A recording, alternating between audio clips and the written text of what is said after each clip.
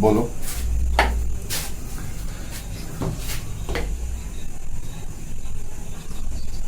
Phone पे,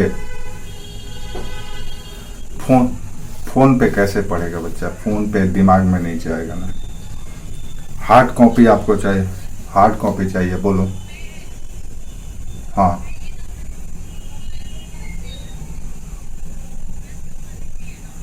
अलग अलग सब्जेक्ट का, जैसे मान लो साइंस का है, सपोज साइंस का एग्जाम्पल, साइंस का अगर पढ़ने जाओगी देन 6 to 11 तक पढ़ना है साइंस का। हाँ, साइंस का 6 to 11 तक पढ़ना है। बाकी और सब्जेक्ट के लिए आपको 6 to 12 नहीं पढ़ना है। 6 to 12 बाकी अदर सब्जेक्ट के लिए नहीं पढ़ना है। हाँ हाँ। और एनसीईआरटी ऐसा नहीं है कि वो ग्रंथ है आपके लिए, उससे आपका एग्जाम में क्वेश्चन सॉल्व कर लेंगे, ये भी नहीं होगा, याद रखो। लेकिन वो उस तरह की पुस्तकें हैं जो आप नर्सरी क्लास में, केजी में, स्टैंडर्ड 1 में पढ़ते थे।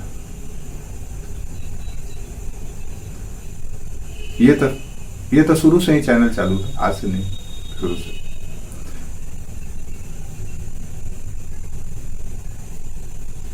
आपका चैनल था मतलब? तो मेरा चैनल अभी फिर कहां से? ये चैनल नहीं है, आप लोग का ग्रुप में है।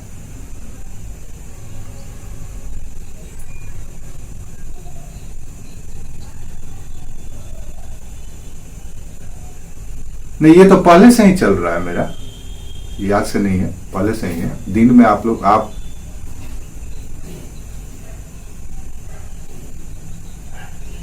वो तो शुरू से ही है, वो ब्यूरोक्रेट शुरू से है। आप लोग का क्लास में हम इधर अभी जुड़े हैं, पहले से तो बहुत पहले से क्लास है मेरा, क्लास रेगुलर चलता है। तो हम इसीलिए ये बोल रहे थे कि एनसीईआरटी इसलिए पढ़ना जरूरी है आप लोगों के लिए। ऐसा नहीं है कि उससे आप, जिसका माइक ऑन है माइक ऑफ कर लो प्लीज। हाँ, ऐसा नहीं है कि उससे आपको डायरेक्ट, बोलो बोलो, क्या बोल रही है? वो हम सब नोट करा देते हैं। 1 मिनट रुक जाओ, सिर्फ बात समझ लो कि ऐसा नहीं है कि एनसीईआरटी से आपको सीधे डायरेक्ट क्वेश्चन आप अटेम्प्ट कर लेंगे, ऐसा भी नहीं है। लेकिन एनसीईआरटी वो कॉन्सेप्ट देगा आपको, वो समझ विकसित कराएगा, जिससे आप आने वाले जो चुनौतीपूर्ण तथ्य होंगे आपके सामने या चुनौतीपूर्ण कॉन्सेप्ट होंगे, उसको आप आसानी से समझने में सक्षम होंगे। एनसीईआरटी इतना ही देगा आपको बस, क्योंकि एनसीईआरटी 11th 12th लेवल का आप किताब पढ़ते हैं, ग्रेजुएट लेवल का तो किताब पढ़ते नहीं है, स्नातक स्तर का। और आपसे परीक्षा में पूछा जाएगा स्नातक स्तर का, तो स्नातक स्तर के विषय को समझ रखने के लिए आपको 6 to 12 स्तर का समझ क्लियर होना चाहिए। बात इतना ही है, इतना ही भूमिका है एनसीईआरटी का। जैसे आप मान लो आपको हमने दे दिया ग्रेजुएशन में फिजिक्स का, फिजिक्स से आपको ऑनर्स करा दिया गया, या आपने मास्टर किया फिजिक्स से सपोज। अब आपको अगर हम कहें कि आप सीधे ग्रेजुएशन में फिजिक्स सब्जेक्ट लेकर के पढ़ो, आपको फंडामेंटल पता होगा तब ना, लाइट का फंडामेंटल, एनर्जी का फंडामेंटल, इलेक्ट्रिसिटी का फंडामेंटल, ये सब काइनेटिक एनर्जी का सब चीज का फंडामेंटल पता होगा, देन इस कॉम्प्लेक्टेड या कॉम्प्लिकेटेड कॉन्सेप्ट को समझ पाएंगे आप। इसीलिए हम बोले कि अगर आप साइंस पढ़ रहे हैं देन 6 to 12 तक आप साइंस का किताब जरूर पढ़िए, एनसीईआरटी का, साइंस का। जो साइंस बैकग्राउंड का नहीं है उसके लिए, जो साइंस बैकग्राउंड का नहीं है उसके लिए। अब आर्ट्स, ये इसका मतलब ये हुआ कि आर्ट्स और कॉमर्स वाले इसको जरूर पढ़ें। अब अगर जो साइंस बैकग्राउंड का है उसको पढ़ने की जरूरत नहीं है 6 to 12, वो 11 12 का पढ़ ले, बहुत है, क्योंकि उसको बाकी चीज तो पता होगा ही। लेकिन अब दूसरी बात, हमने कहा कि आर्ट्स वाले लोगों के और पेपर, तो एनसीईआरटी का सब पेपर ही है, सारा चीज का बुक आपको एनसीईआरटी का मिल जाएगा। विशेष करके जो नई वाली बुक है, नई सीरीज, न्यू वॉल्यूम, वो सब चीज का मिल जाएगा आपको। अब जब आप खरीदने जाओगे दिन एक सूटकेस हो जाएगा, इतना बुक है। तो क्या सब पढ़ेंगे? पता चलेगा सब पढ़ने की जरूरत नहीं है। क्या शॉर्टकट फॉर्मूला? तो उसके लिए एक ही फॉर्मूला है, 11 12 का पढ़ लो। ये दो, बाकी अदर पेपर 11-12 से 11-12 से पढ़ने से क्या है, बाकी सब का फंडामेंटल आपको पहले से पता होता है। 8 सब्जेक्ट की बात कर रहे हैं। सिलेबस ये कवर नहीं कराएगा आपका। एनसीईआरटी आपको बोले तो सिलेबस आपका ये कवर नहीं कराने वाला है। सिलेबस वो आपको कवर थोड़े ना यूपीएससी का कराएगा। यूपीएससी का एग्जाम होता है स्नातक स्तर पे, ग्रेजुएट लेवल पे, और आपकी हम पुस्तक पढ़ने की बात कर रहे हैं 6 to 12 लेवल पे। तो कैसे सिलेबस आपका कवर कराएगा बच्चा? नहीं कराएगा ना। हाँ, क्लियर रखो इस चीज को। डाउट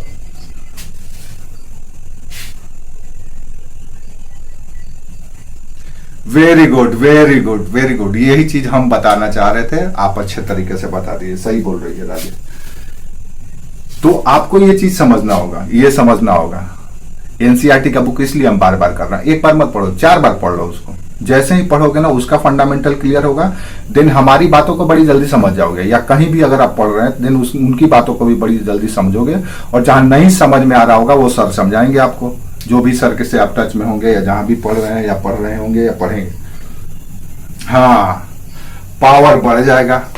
अब आपको फंडामेंटल ही पता नहीं रहेगा, देन मेथड आपको क्या बताया जाएगा? कैसे पता चलेगा? आपको फंडामेंटल क्लियर होना चाहिए ना। देन यूपीएससी में सबसे पहला जरूरत है फंडामेंटल क्लियर करने का। आज जो हम लोग का स्पेशल सेशन है, हालांकि आज बहुत कम ही लोग अपेयर हुए हैं, पता नहीं क्यों।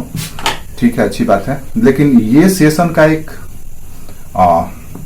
समझ लो एक ऐसा सेशन है जिसमें आपको पूरा कॉन्सेप्ट जीएस पे हम लोग बात करने वाले हैं। नेक्स्ट डे से जो भी लोग इनरोल्ड होंगे या जो भी लोग करना चाहेंगे, वो इसी टाइम में उन लोगों का स्पेशल क्लास शुरू होगा, हम लोग करेंगे यहाँ पे।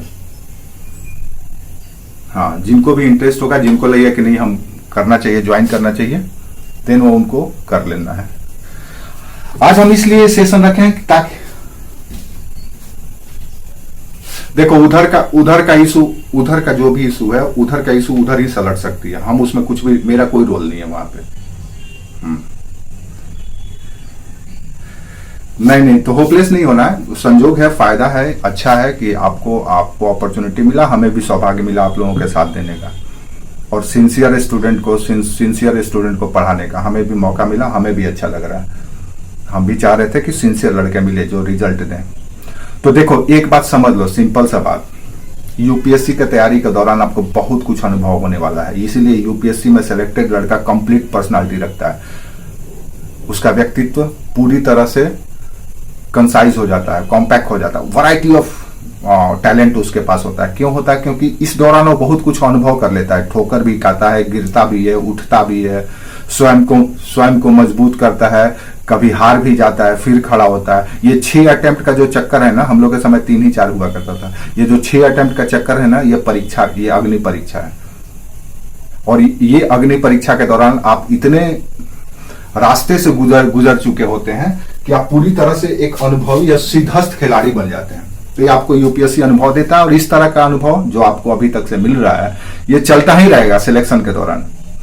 कहीं आप संतुष्ट होंगे, कहीं असंतुष्ट होंगे, कहीं बेचैन होंगे, कहीं स्थिर होंगे, कहीं एक्साइटेड भी होंगे कि अच्छा है, कहीं तो हर एक तरह का आपको अनुभव सिलेक्शन से पहले मिलता रहेगा। और इसको आपको बस शिव की तरह पीते जाना है, और अपने आप को थोड़ा सा भी डिविएट नहीं करना है। गोल पे फोकस करके लगे रहिए, आता रहेगा, जाते रहेगा, कई तरह के लोग मिलेंगे, कई तरह के अनुभव होंगे, लेकिन आपका गोल और फोकस वही होगा। आप ये देखिए कि आपका टाइम वेस्ट ना हो। यूपीएससी की तैयारी का सबसे वैल्यूएबल चीज जो है वो है टाइम। जो टाइम मैनेजमेंट सीख लिया, उसी को सफलता मिलेगा। एक बात समझ लो, एकदम ध्यान से दिमाग में अपना बैठा लो, टाइम मैनेजमेंट बहुत जरूरी है यूपीएससी में सिलेक्शन के लिए। अन्यथा तैयारी करने वाले लाखों बच्चे हैं, सिलेक्शन सैकड़ों में होता है। सिलेक्शन उसी का नहीं होता है जो जिसके पास टाइम मैनेजमेंट नहीं होता। बहुत लोग पढ़ते हैं, खूब पढ़ते हैं। इलाहाबाद में चले जाओ, अल्लाहपुर, सिविल लाइंस, यहाँ के लड़कों का रिजल्ट बड़ी कम होता है। क्यों होता है पता है? उनको टाइम मैनेजमेंट ही नहीं पता होता है। वो कोई किताब ले लेंगे, अब पढ़ रहे हैं तो पढ़ रहे हैं, कोई जीवनी उठा के पढ़ रहा है, कोई नॉवल पढ़ रहा है, कोई स्टोरी पढ़ रहा है, खूब पढ़ रहा है, पूरा अपना नॉलेज के लिए, पूरा नॉलेज का भंडार बना हुआ है, सूचना संग्रह बना हुआ है, सूचना केंद्र बन गया, इतना इंफॉर्मेशन है, लेकिन वो यूजलेस हो जाता है। टाइम देखो, यूपीएससी के लिए सफिशिएंट टाइम है पर डे 7 to 8 आवर्स। जो सीरियस कैंडिडेट है 7 to 8 आवर्स मस्ट। अगर आपको आने वाले 1-2 सालों में निकालना है तो अगर 5 ईयर प्लान है देन 5 ईयर्स पढ़ो, 4 आवर्स पढ़ो। आपका अगर देखो 2 अटेम्प्ट बहुत होता है, सिलेक्शन के लिए एक ही अटेम्प्ट की जरूरत होता है बच्चा लोग, समझ लो। सिलेक्शन तो एक ही अटेम्प्ट में होता है, 2 अटेम्प्ट हो वो उसी को, जो एक अटेम्प्ट है उसी को फाइनल अटेम्प्ट मानो। इसके लिए आपको क्या करना होगा, इसके लिए आपको थोड़ा स्मार्ट बनना होगा। स्मार्ट यानी कि जो भी आप पढ़े वो कंक्रीट पढ़ें, पढ़ने के बाद आपको क्वेश्चन सॉल्व कर पा रहे हैं कि नहीं ये देखें। जो पढ़े वो दिख रहा है कि नहीं आपको आसपास, अगर नहीं दिख रहा आपको आसपास, जो सब्जेक्ट आप पढ़े, जो टॉपिक आप पढ़े आपके आसपास नहीं दिख रहा है, आप भ्रम में है, अंधकार में है, देन आपका पढ़ाई व्यर्थ है, वो टाइम बर्बाद हो गया। बहुत सारे लड़के ऐसे भी होते हैं। एक और बात सुन लो, ये हम अपना अनुभव बता रहे हैं क्योंकि हम भी तो स्टूडेंट ही रहे हैं लंबे समय तक, आप ही लोग की तरह। तो ये हम भी उसी दौर से गुजरे हैं, हम भी उतना ही स्ट्रगल किए हैं। और हम लोग के समय तैयारी ज्यादा चुनौतीपूर्ण था आप लोगों के बनिस्पत, इसलिए क्योंकि आज आप लोग घर बैठे कर ले रहे हैं। और हम लोगों के साथ ऐसा था कि हम लोग अपने गाइड से मिल नहीं पाते थे, टाइम ही नहीं देते थे। कोचिंग में आओ, क्लास करो, जाओ, सब कुछ अपने करना पड़ता था, तो हम लोग को बहुत ज्यादा टाइम स्पेंड करना पड़ता था। मटेरियल नहीं मिलता था हम लोगों को। आप लोग को तो आजकल हिंदी मीडियम का भी उतना ही मटेरियल है जितना इंग्लिश मीडियम में। लोग ट्रांसलेट करके हिंदी में उसको डाल दे रहे हैं। हिंदू पेपर हिंदी में भी मिल जा रहा है आजकल, आर्टिकल उसके ट्रांसलेट करके। तो आजकल कोई हिंदी मीडियम का बच्चा ये कहे कि हम इसलिए नहीं सफल हो पाए क्योंकि इंग्लिश मीडियम, ये बकवास है। आज सारा सोर्सेस है हिंदी मीडियम वाला के उतना ही सोर्स है जितना इंग्लिश मीडियम वाले के पास। पढ़ाने वाले लोग भी आजकल बहुत स्किल्ड हो गए हैं, नए नए टेक्नोलॉजी से पढ़ा रहे हैं। हम लोग के समय पिक्चोरियल स्टडी थोड़े ना होता था, जो आज आप लोग को पिक्चर पीपीटी के से दिखा करके, इतना टेक्नोलॉजी एडवांस हम लोग के समय नहीं था। हम लोग के समय सर लोग आते थे, वो भी ऐसे प्रोफेसर लोग होते थे कि बीच में आप पूछ नहीं सकते थे। जैसे अशोक सिंह सर हुआ करते थे, वाई डी मिश्रा सर हुआ करते थे, जो अब रिटायर हो चुके हैं, जो मुखर्जी नगर के संस्थापक थे एक तरह से सिविल सर्विस का। उन लोगों के पास टाइम ही नहीं होता था, वो क्या पढ़ा रहे हैं हम लोग को बाउंस कर जाता था, ना हम लोग पूछ सकते थे, सब कुछ अपने से करना पड़ता था। तो ये सबसे आपको फायदा है। जब चाह रहे हैं तब ट्यूटर से, गाइड से बात कर लेते हैं, अपने अनुसार टाइम सेट कर लेते। नाम क्यों बड़ा हुआ बाबू? नाम इसलिए बड़ा हुआ क्योंकि उन्होंने नाम उन्होंने स्थापित किया, उनके बच्चे सेलेक्ट हुए, नाम ऐसे ही नहीं होता है, नाम कर्म से होता है। हाँ, नाम कर्म से होता है। अच्छा, एक और बात बता रहे हैं, बहुत सारे लोग इसलिए हम ये बात बताना चाह रहे हैं क्योंकि हमको महसूस होता है। देखिए, हम भी आप ही लोगों के बीच से निकले हैं और हम आप लोगों को बहुत बखूबी बारीकी से समझते हैं। हमको ऐसा नहीं है कि हम आप लोग को देख नहीं रहे तो समझ नहीं रहे, हम आवाज सुन करके समझ जाते हैं कि किसके अंदर कौन सी भावना है, कौन सी मानसिकता है, क्या चल रहा है। तो हमको पता है किसको क्या दर्द है, किसको क्या मुश्किल है, क्या चुनौती है। देखो क्या ठीक है, इंडिविजुअल पे हम बात नहीं कर रहे हैं, अभी इंडिविजुअल पे बात करेंगे तो अलग से बात करेंगे। हम कॉमन बात बता रहे हैं यहाँ पे। देखो, हर एक किसी के साथ समस्या होता है, हर एक तरह का समस्या होता है, हर एक तरह का चैलेंज होता है, ठीक है। अब आप लोग के जितने भी लोग हैं, सभी लोगों को एक ही अभी समस्या है, सिलेक्शन। आप लोगों ने डिसाइड किया कि यूपीएससी में सेलेक्ट होना है। बाकी जितनी भी समस्याएं हैं बच्चा लोग, उसको गौड़ करो, सेकेंडरी में डालो, टर्शियरी में डालो, उसको कोई वैल्यू नहीं है। जिस दिन आपका सिलेक्शन हो जाएगा ना, उस दिन सब खत्म हो जाएगा, उस सबका वो सब महत्वहीन कारण है जिसका कोई योगदान नहीं है आपके भविष्य में। वो आपका बाधा है, हर्डल है वो एक तरह से। अगर उस पर आप एनर्जी वेस्ट करेंगे देन आप अपने रफ्तार को कम कर रहे हैं। अब आपको क्या क्या समस्या आएगा तैयारी के दौरान, तो कुछ बुनियादी समस्या आने वाला है। बुनियादी समस्या ये आने वाला है कि कई लोगों को समय का अभाव होता है। बहुत सारे इसमें वर्किंग लोग हैं, तो वर्किंग लोगों को सबसे ज्यादा दिक्कत, उनके अंदर अग्नि होता है, ज्वाला होता है, कुछ करने का ललक होता है, इच्छा होती है, एम्बिशन होता है, लेकिन बेचारे समय का अभाव होता है। लेकिन याद रखो, घायल शेर ज्यादा खतरनाक होता है, ज्यादा खतरनाक होता है। आप देखेंगे जितने लोग सेलेक्ट होते हैं, अधिकतर लोग, उनको सिलेक्शन में भी प्रायोरिटी दी जाती है। जो जॉब वाले होते हैं, इंटरव्यू में उनको 2 नंबर 5 नंबर एक्स्ट्रा वेटेज दिया जाता है। क्यों? क्योंकि उस अगले ने स्ट्रगल करके इस जगह पे पहुंचा है अपना काम करते हुए। प्लस दूसरी ओर यूपीएससी को इससे क्या फायदा, सरकार को इससे क्या फायदा?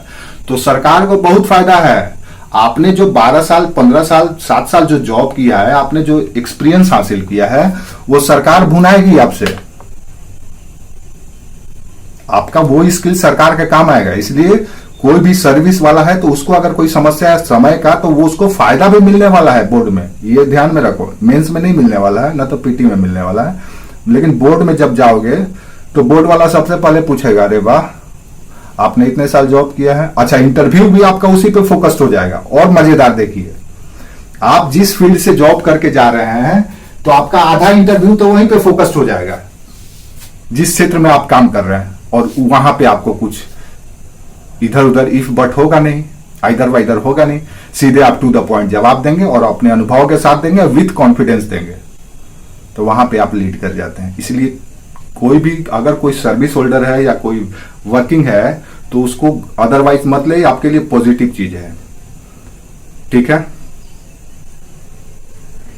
क्यों जाता है, क्यों जानता है? आईटी सेक्टर से तो आजकल दरोगा के बहाली में प्रायोरिटी मिलने लगा। आईटी सेक्टर वाले थोड़ा सा स्मार्ट भी हो जाते हैं, आईटी सेक्टर वाले थोड़ा स्मार्ट भी हो जाते हैं। इसी में से एक आईटी सेक्टर का इंजीनियर है, उसका नाम हम नहीं याद है हमको, कोई उसने एक आंसर लिख करके भेजा था, पता नहीं क्या नाम था वो, पता नहीं आया है कि नहीं आया। वो इंजीनियर है, बीटेक है वो। नहीं कराए हैं, कराएंगे जब टॉपिक शुरू करेंगे पढ़ाना हम लोग, तो आंसर राइटिंग क्वेश्चन देंगे उसमें हम लोग। क्या नाम है आपका? हाँ, कमल मोहन गौतम, वेरी गुड। इसमें मैकेनिकल इंजीनियर है कमल मोहन गौतम। इसका आप लोग आंसर राइटिंग किसी दिन आप लोग को शेयर कर देंगे। वो पूरी तरह से अच्छा नहीं है, ऐसा नहीं कि हम कह रहे कि हम सेटिस्फाई हो गए, लेकिन उसका आंसर राइटिंग आप लोग देख लीजिए।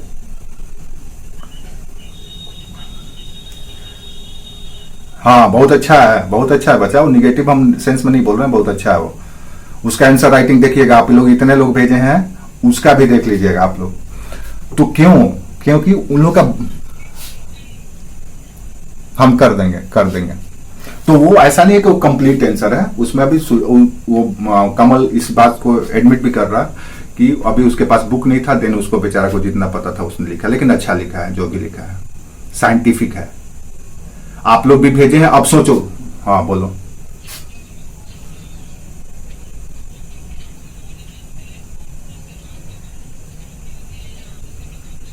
आप लोग यूपीएससी पाठशाला का कोई भी बुक एक बार मेरे को शेयर करना, हम देखे नहीं है।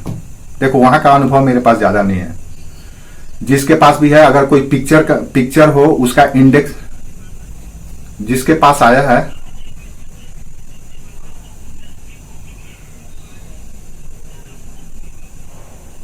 अच्छा जो भी आपके पास बुक है, 1-2 बुक का इंडेक्स, हाँ इंडेक्स हमको भेज देना। देखो एक बात समझ लो, बुक्स मेरी बात सुन लो आप लोग, अभी तक से आप लोग सुन लो मेरी बात। ना तो आपको बुक्स के लिए कहीं जाना पड़ेगा, ना तो नोट्स के लिए जाना पड़ेगा, आपको सब कुछ यहीं से मिल जाएगा। आप सिर्फ और सिर्फ कोशिश करना कि प्रिंट आउट निकाल लेना उसका, अगर निकाल लोगे तो बहुत अच्छा।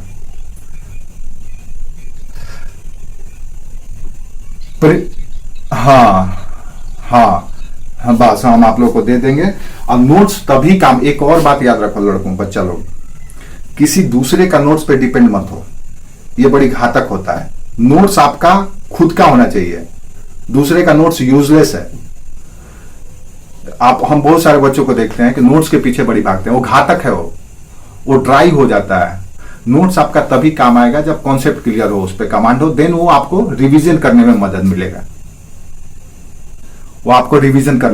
मिलेगा, तो नोट्स बुक ये सब का माया से निकल जाओ, ये सब हम प्रोवाइड कर देंगे आप लोगों को। आपके पास जहां से भी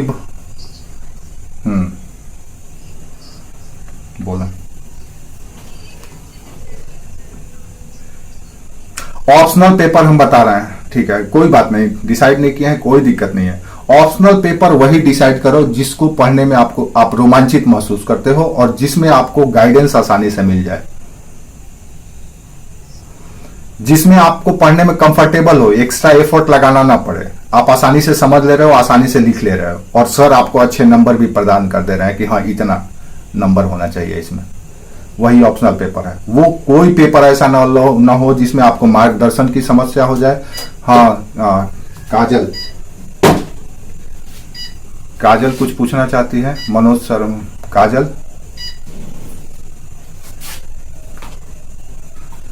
काजल हाथ उठाई थी।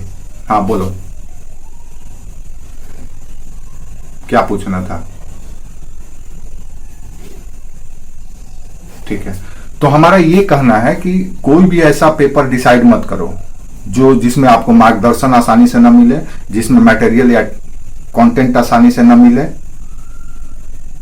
या जिसको पढ़ने में आपको तकलीफ होता हो। मान लो आप शुरू से ही उस पेपर को नहीं पढ़े हैं या आपका इंटरेस्ट नहीं रहा उस पेपर में, दिन क्यों पढ़ने जाएंगे आप?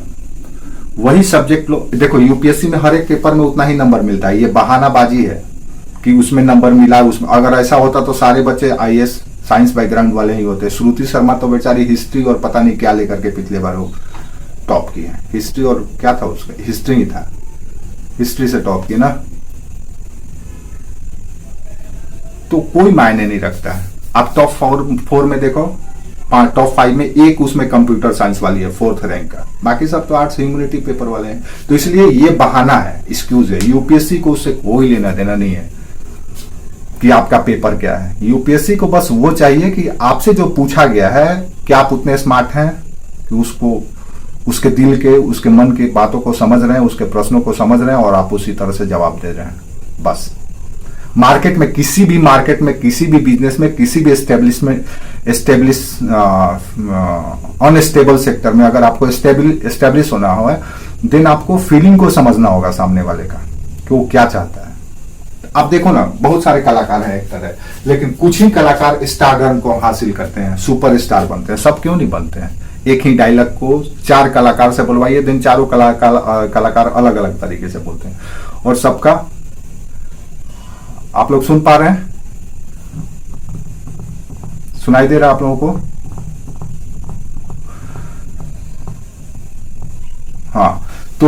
हाँ, तो सभी कलाकार अलग अलग तरीके से परोसते हैं और सब अलग अलग वाहवाही और शाबाशी लूटते हैं।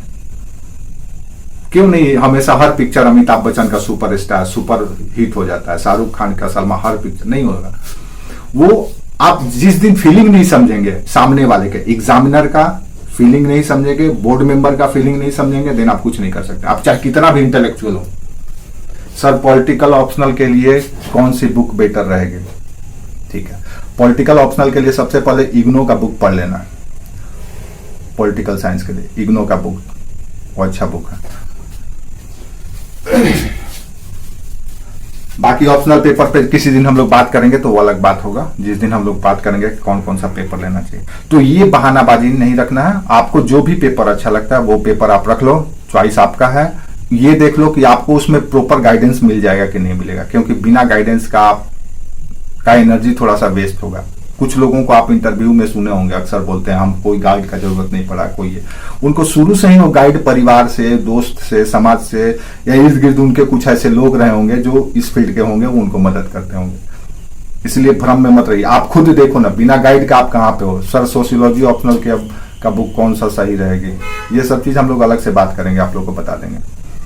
ठीक है, जिसका जिसका जो ऑप्शनल पेपर लेना है। तो सब पेपर अच्छा होता है। हाँ, जीएस पे इसीलिए तो बात कर रहे हैं, जीएस पे ही बात कर रहे हैं, ऑप्शनल पेपर पे कहाँ बात कर रहे हैं।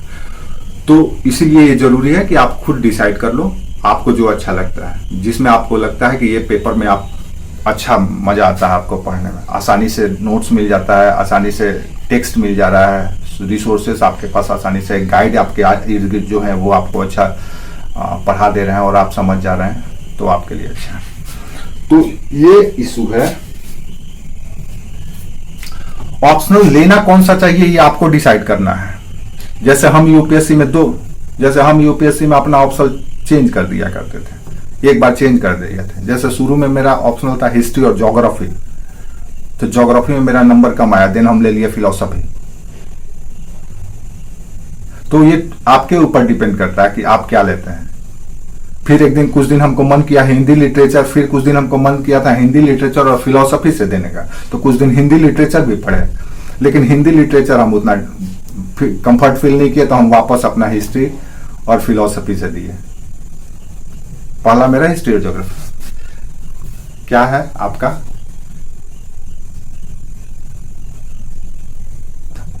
अच्छा मोहित, आप लोग का तो हिस्ट्री है ना, लेकिन संकल्प का तो ज्योग्राफी है। संकल्प का ज्योग्राफी है। हाँ, तो ये चेंज होते रहता है, लेकिन आपको अब चेंज नहीं करना। हम लोग 2 ऑप्शनल जब होता था देन हम लोग चेंज करते थे, अब तो एक ही ऑप्शनल है 500 मार्क्स का। पहले हम लोग के समय 2 ऑप्शनल हुआ करता था, और प्लस पीटी में भी ऑप्शनल पेपर हुआ करता था।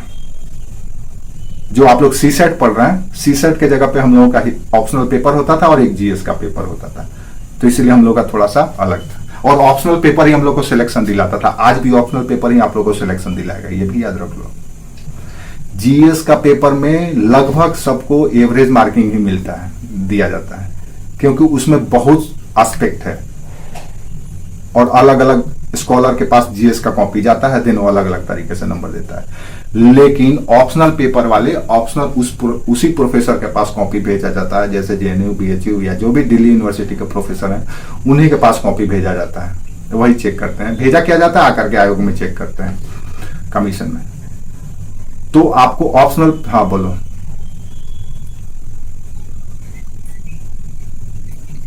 आज हम एनसीईआरटी के बारे में क्या डिस्कशन करना है, ये स्वीटी पूछ रही है।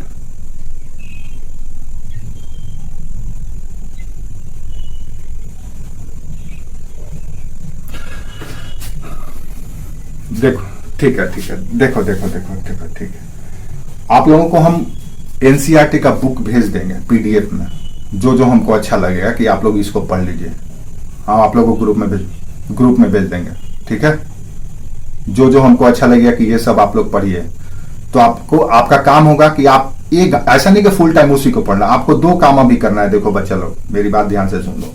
कोई ज्यादा स्मार्ट बुक, कोई ज्यादा नोट्स वोट्स के चक्कर में फालतू है, टाइम वेस्टिंग है। 2 चीज बस आपको करना है, बाद में फिर बताएंगे कि अब क्या करना है। 2 चीज करना है। पहला चीज करना है कि जो भी हम एनसीईआरटी का बुक देंगे, अब कोशिश हम ये भी करेंगे कि जैसे हम लोग का क्लास रेगुलर शुरू हो जाएगा, तो हम कोशिश करेंगे कि उसमें टॉपिक भी बताएंगे और उसमें हम क्वेश्चन भी रेज करेंगे और उसमें हम लोग डिबेट भी करेंगे, डिस्कस भी करेंगे। तो एनसीईआरटी का बुक जो भी हम आपको जिस क्लास का, जिस सब्जेक्ट का, जिस टॉपिक पे दें, आपको वो रीड करना है। और दूसरा पैरेलल जो काम करना है, वो काम करना है क्लास में जो भी पढ़ाया जाएगा, जितना भी पढ़ाया जाएगा, तोता की तरह, जैसे तोता रट लेता है ना या समझ लेता है, उस तरह से अपने दिमाग में बैठा देना है। ये 2 काम आप सिर्फ करो, आंख बंद करके, कहीं इधर उधर नहीं भटकना है। सिर्फ ये 2 काम। घर में आप खुद से अगर सेल्फ स्टडी करेंगे, आपको किताब पढ़ने का मन किया, एनसीईआरटी का जो बुक भेजेंगे, तब ऐसा नहीं कि ज्यादा दिन तक नहीं पढ़ना है। आपको मैक्सिमम टाइम हम इसमें ऑल सब्जेक्ट का, जितना भी सब्जेक्ट देंगे आपको पढ़ने के लिए, उसमें मैक्सिमम टाइम आपका 3 मंथ का होगा, बस। इससे ज्यादा टाइम भी नहीं देंगे। तो आप देख लीजिए कितना दिन में इसको कंप्लीट कीजिएगा, लेकिन आपका लिमिट होगा 3 मंथ। 3 मंथ में एनसीईआरटी एकदम इस पार से उस पार कर देना है। उसमें फिर हम लोग डिस्कस करेंगे, एक दिन रखेंगे हफ्ते में। उस दिन में हम लोग जितने भी पिछले हफ्ते में आप लोग जो टॉपिक दिए होंगे पढ़ने के लिए, हम उस पर हम लोग डिस्कस करेंगे। हाँ, ये प्रक्रिया जैसे ही आप शुरू करेंगे, ध्यान से सुनो, ये प्रक्रिया जैसे ही शुरू करेंगे, आप हर दिन आपका ग्रोथ दिखेगा कि आपने ग्रोथ किया। आज इसीलिए तो बोल रहे हैं कि ये प्रक्रिया जैसे ही आप लोग अपनाएंगे, आपको हर एक हफ्ते के बाद आप जब सेल्फ असेसमेंट करेंगे, स्व मूल्यांकन करेंगे, तो आपको लगेगा कि आपने कुछ हासिल किया, आपने पढ़ा। अभी क्या कर रहे हैं, किताब उठा रहे हैं, नोट्स उठा रहे हैं, पढ़ रहे हैं, आ रहा है जा रहा है, आ रहा है जा रहा है। और ये सब के सब ग्रुप में करना है, अकेले नहीं करना है। ग्रुप स्टडी यूपीएससी के लिए बहुत जरूरी है। और ग्रुप ऐसा हो जो टू द पॉइंट और टॉपिक पे बात करें। अनावश्यक बेफुजूल बातों के लिए आप लोग अपना टाइम वेस्ट मत कीजिए। आप लोगों से एकदम हार्डली रिक्वेस्ट है कि टाइम वेस्टिंग से बचिए आप लोग। अगर आपका कहीं कुछ लॉस भी हुआ है तो उसको भूल जाइए। बहुत सारे लड़कों को अभी पैसा, हाँ बोलो, जैसे आप लोगों का जो ग्रुप होगा, डिबेट का एक अलग से ग्रुप बनाइए या इसी ग्रुप में कीजिए, डिबेट कीजिए उसमें। हाँ, ये डिबेट इसी में कीजिए। डिबेट आपका तो ग्रुप बना हुआ है, उसमें डिबेट कीजिए। अब इसमें कैसे डिबेट करना है ये हम बात करेंगे, उसका भी एक अलग स्ट्रेटेजी है। उसी स्ट्रेटेजी उसी मेथड पे काम करना है।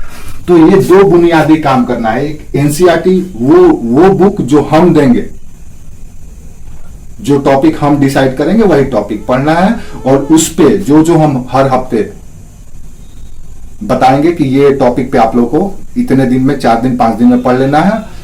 और हफ्ते में एक दिन हम लोगों का ओपन डिस्कशन सेशन होगा, जिसमें आप लोग सवाल पूछेंगे, एक दूसरे से जवाब देंगे। यहां पे हम आपको लीड करेंगे। अगर कंफ्यूजन होगा, डाउट होगा, देन हम वहां पे क्लियर करेंगे।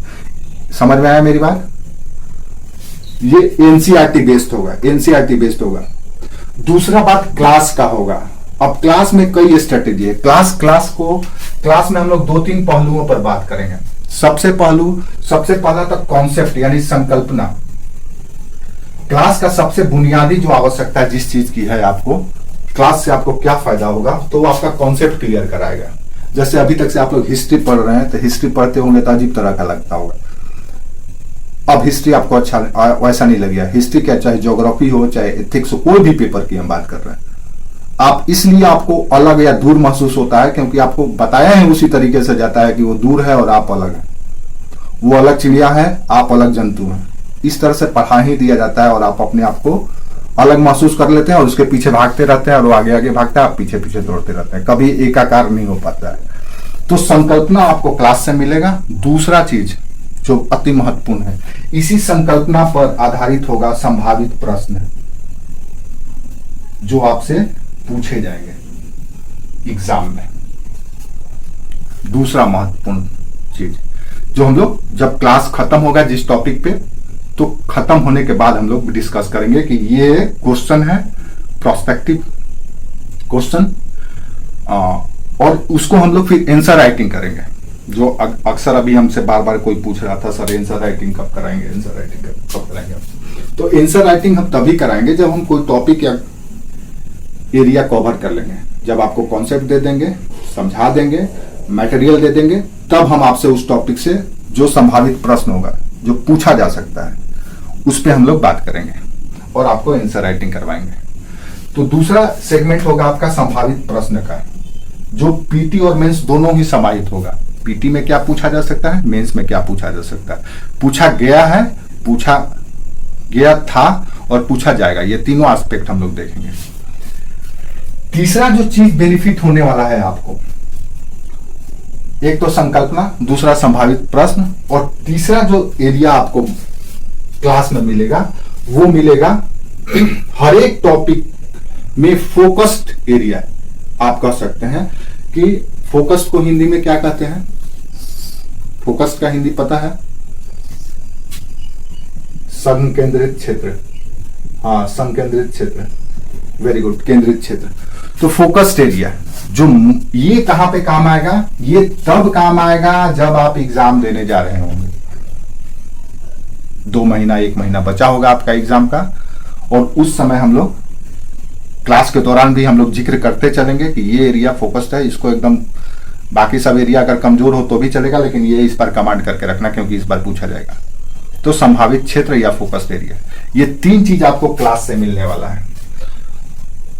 एनसीईआरटी 3 महीना चलेगा। एनसीईआरटी के उपरांत जैसे ही आपका क्लास कुछ मुकाम पे पहुंच जाएगा, कुछ स्तर पे, कुछ लेवल पे पहुंच जाएगा, देन आपको ऑथेंटिक टेक्स्ट रिकमेंड कर दिया जाएगा कि आप ये किताब हर एक सब्जेक्ट का ले लीजिए, या फिर हम आपको पीडीएफ सेंड कर देंगे। आप लोग उसको जैसे भी करना है, लैपटॉप पे पढ़ना है लैपटॉप पे पढ़िए, फोन पे मत पढ़िएगा, क्योंकि फोन पे पढ़ने से थोड़ा दिक्कत होता है और आंख में सर दर्द होने लगेगा तो आपका बहुत समय बर्बाद हो जाएगा। तो प्रिंट निकाल लेना है बच्चा। जितना किताब खरीदने में लगेगा तुमको 300-400 एक बुक खरीदने में, उतना ही प्रिंट कराने में भी लगेगा। एक पेज में करा सकते हैं, आप लोग देख लीजिए जैसे करना है। या तो फिर आप किताब खरीद लीजिएगा, या तो किताब खरीद भी लीजिएगा, अगर हम रिकमेंड कर देंगे तो पुस्तक भी खरीद लीजिएगा। वो आपका लुकआउट है, आप जिसमें कंफर्ट हो, लेकिन फोन अवॉइड करना है। फोन के लिए हम सजेशन कदापि नहीं देंगे। बाकी जो आपको स्ट्रेटेजी ठीक लगता है तो आप दूसरा टेक्स्ट बुक जो हम लोग करेंगे नेक्स्ट होगा वो। इतना चीज आपको बस तैयारी करने के लिए करना है, यही स्ट्रेटेजी फॉलो करना है। अरे वो सबका टेंशन आपको नहीं लेना, ये मेरा लुकआउट है, मेरे तरफ से आपको कोई टेंशन नहीं लेना। आप अपना देखो कि आप अपना टाइम निकाल करके फुल फोकस्ड होकर के कर रहे हो कि नहीं, बाकी इधर से टेंशन नहीं लेना है। इस मामले में हम लोग पूरी तरह से प्रोफेशनल हैं। हम लोग एयर ड्रॉप तो है नहीं, हम लोग भी आप ही के फील्ड से निकले हैं। एयर ड्रॉप जो होता है वो थोड़ा उसको ये लगे, हम लोग तो आप ही के फील्ड से निकले हैं। तो ये चीज आपको ध्यान में रखना है, बस ये आपका काम है। और ये प्रक्रिया आप 6 मंथ करके देखिए, आपके अंदर एक रेवोल्यूशनरी चेंज मिलेगा, आपको कॉन्फिडेंस आ जाएगा और कहेंगे कि हाँ अब इस बार हम एग्जाम देंगे और इस बार मेरा सिलेक्शन होगा। हर एक सब्जेक्ट की बात कर रहे हैं, ऑप्शनल पेपर दूसरे छोड़ के हिस्ट्री हम ऑप्शनल पेपर की और बाकी जीएस की बात कर रहे हैं। बाकी जिसका जो और ऑप्शनल पेपर है वो जहां भी मदद ले रहा है, जहां भी जुड़ा है, उनसे मदद इसी स्ट्रेटेजी पे ले, इसी स्ट्रेटेजी पे ले और देखे कितना बढ़िया उसको आउटकम मिलता है। तो ये हमारा होगा स्ट्रैटेजी। अब आइए हम लोग देखते हैं जीएस की बात करते हैं कि जीएस क्या है। अब दूसरा जो महत्वपूर्ण पहलू है, आज जो हम लोगों का इंट्रो क्लास में बात करना है, हम इस सेशन को इसीलिए बुलाए भी थे कि हम आप लोगों को एक इंट्रो क्लास दे दें। देखो तैयारी के दौरान आपको बहुत सारे भ्रम से निकलना होगा। आप याद रखो, आप लोगों की उम्र ज्यादा नहीं है, अनुभव ज्यादा नहीं है, तो बहुत सारे ऐसा इन्फ्लुएंस आप पे पड़ेगा जिसमें आप भटक जाएंगे। स्वाभाविक है, हर कोई भटकता है, ताउम्र भटकता है। बहुत सारे लोग ऐसे होते हैं जो भटक जाते हैं। तो अटकना भटकना लटकना नहीं है, फोकस है आपका यूपीएससी देन यूपीएससी। आप टाइम फिक्स कर लो कि हमको 2 साल यूपीएससी में देना है, देन यूपीएससी में ही देना है। अगर यूपीएससी के तैयारी के दौरान एसएससी का एग्जाम देने का मन कर रहा है तो उसके लिए टाइम स्पेंड मत करो। अगर आपको कमांड है तो आप जाकर के एग्जाम दे दो, दरोगा का एग्जाम देना है दे दो, या जो भी एग्जाम देना है दे दो, लेकिन उसमें टाइम स्पेंड मत करना बच्चा लोग। इसी से अगर कुछ फायदा हो जाता है तो दो, और देना है तो देन उसके लिए अलग से टाइम निकालो अगर आपके पास टाइम है। और कोई भी कैंडिडेट हो, चाहे वर्किंग हो चाहे प्रोफेशनल नॉन वर्किंग हो, यहां पे यूपीएससी के लिए हर एक व्यक्ति का स्टडी का कैपेसिटी निर्धारित नहीं किया जा सकता, वो भी टाइम स्लॉट में। हर एक व्यक्ति का अपनी क्षमता होती है, इनबिल्ट कैपेसिटी होता है जिसको हम एक्स फैक्टर कह सकते हैं।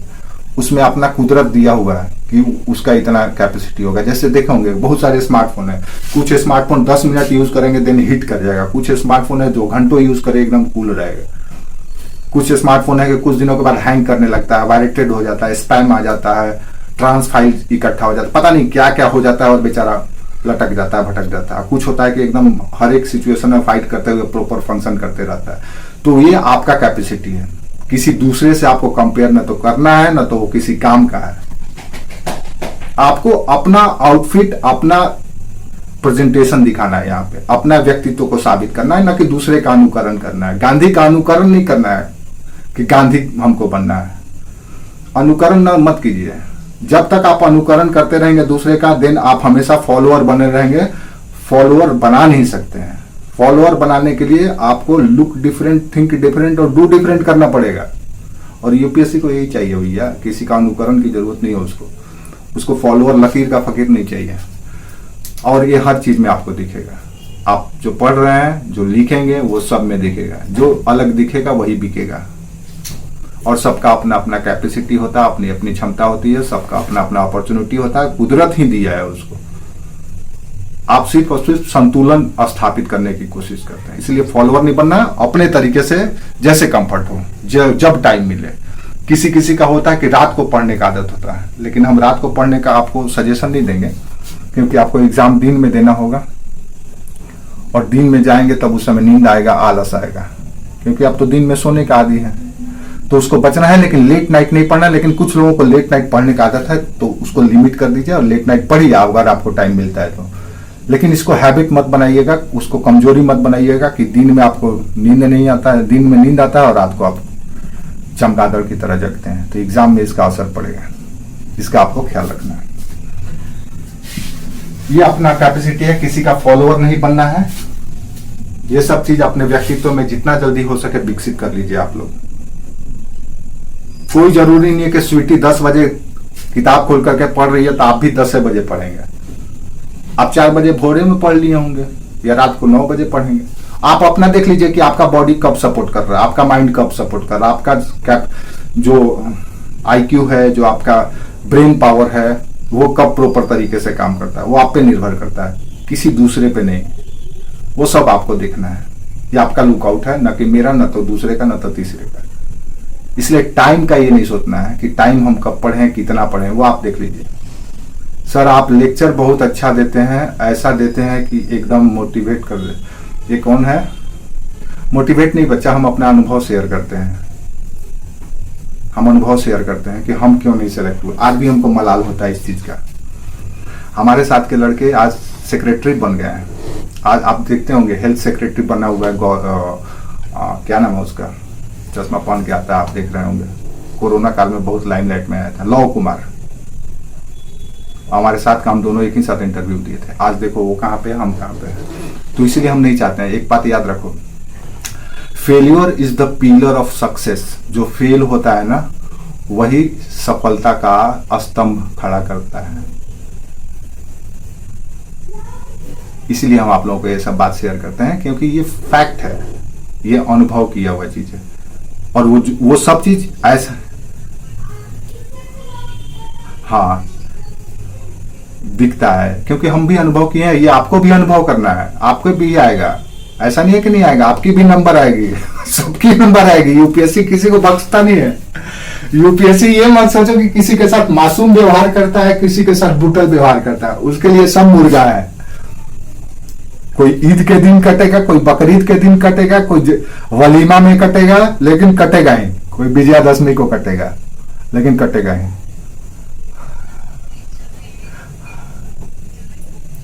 हाँ, तो जाने के लिए आपको तैयार होना पड़ेगा ना। अब खरीदार क्यों आपको खरीदेगा? आपको अलग दिखना पड़ेगा, हेल्दी वेल्दी दिखिएगा, तब तो बकरी खरीदने के लिए, बकरा खरीदने के लिए लोग जाएंगे, कहेंगे नहीं ये अच्छा है। तो आपको तैयार होना पड़ेगा।